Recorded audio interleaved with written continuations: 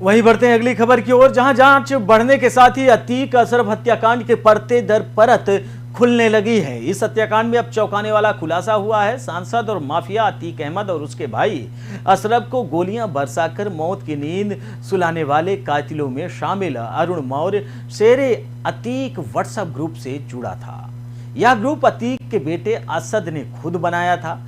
इस WhatsApp group में प्रयागराज के अलावा कौशाम्बी, प्रतापगढ़, फतेहपुर, सुल्तानपुर, कानपुर सहित यूपी के 20 से ज्यादा जिलों के साथ ही दूसरे प्रदेशों के भी तमाम लोग जुड़े हुए थे। इस ग्रुप में माफिया का हत्यारा अरुण मौर्य भी जुड़ा था। हालांकि बाद में वह ग्रुप से अलग हो गया था। अरुण मौर्य के ग्रुप से जुड़ने का मतलब यह था कि अरुण और असद की जान पहचान पहले से ही थी। मीडिया में चल रही खबरों के मुताबिक अरुण काफी समय तक इस ग्रुप से जुड़ा था और सक्रिय भागीदारी निभा रहा था। उसने ग्रुप क्यों छोड़ा, इसकी पूछताछ उससे की जा रही थी। वहीं आपको बता दें कि पुराना शहर माफिया अतीक अहमद का गढ़ माना जाता रहा है। यहाँ उसकी खिलाफत करके कोई चैन से नहीं रह सकता था। वह चाहे कितना भी बड़ा व्यापारी हो या अधिकारी हो या राजनेता क्यों ना हो। पुराने शहर में उसके तमाम मददगार और करीबी रहते जो लोग हैं उसके लिए काम करते नजर आते रहे हैं। अधिक जानकारी के लिए हमारे संवाददाता अरुण कुमार प्रयागराज से जुड़ गए हैं। अरुण, सवाल यह है कि इस हत्याकांड को लेकर लगातार प्रतिदिन एक नए दावे और नए खुलासे हो रहे हैं। फिलहाल क्या कुछ जानकारी, क्या कुछ अपडेट है अरुण?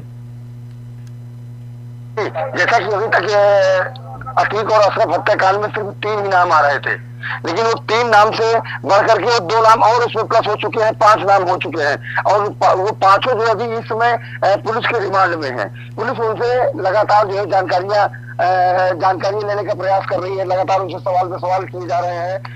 जानकारी अधिक से अधिक, जितनी जानकारी अधिक से अधिक मिलेगी उतनी ही कार्रवाई आगे बढ़ सकेंगी। जी वही अरुण, सवाल ये है कि ये कहा जा रहा है कि जो एक अरुण हत्यारा था वो शेरे अतीक ग्रुप एक बना था जिसका एडमिन था अतीक का बेटा असद, उसमें भी वो जुड़ा था। फिलहाल इसमें क्या कुछ सच्चाई है? जी बिल्कुल, जहाँ तक जानकारियां मिल रही, सोशल मीडिया के द्वारा जो है जानकारी प्राप्त हो रही है कि असद का एक ग्रुप था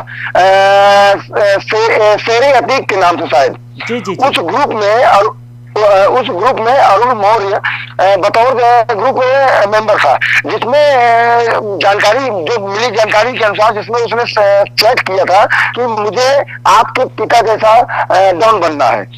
और वही अरुण मौर्य असद के पिता को ही जो है रास्ते से जो है हटा देता है। तो ये एक अचंभित बात है कि ग्रुप में रह करके जिसको अपना आदर्श मानता हो और उसी को बाद में जो है अपने रास्ते से हटा देना। अरुण, सवाल खड़ा होता है कि एक अपराधी अचानक एक व्हाट्सएप ग्रुप पे जुड़ता है जिस व्हाट्सएप ग्रुप का नाम होता है शेरे अतीक। कहा जाता है उस व्हाट्सएप ग्रुप में कुल मिलाकर 90 लोग जुड़े हुए थे, जिसका एडमिन था असद, अतीक का बेटा जिसको इनकाउंटर झांसी में किया गया। और उसके बाद अचानक अरुण, सनी और एक आरोपी 3 मिलकर उसके बाद अशरफ की, अतीक की हत्या कर देते हैं। उसके बाद ये खुलासा होता है। तो क्या इन जो आरोपी हैं, जो ये अपराधी थे, ये जो गैंगस्टर्स थे, क्या इनका तार इसी ग्रुप से या इसके पहले अतीक से इनका कोई आपसी मनमुटाव, कोई लड़ाई झंझट या फिर कुछ किसी प्रकार की कोई दिक्कत रही हो?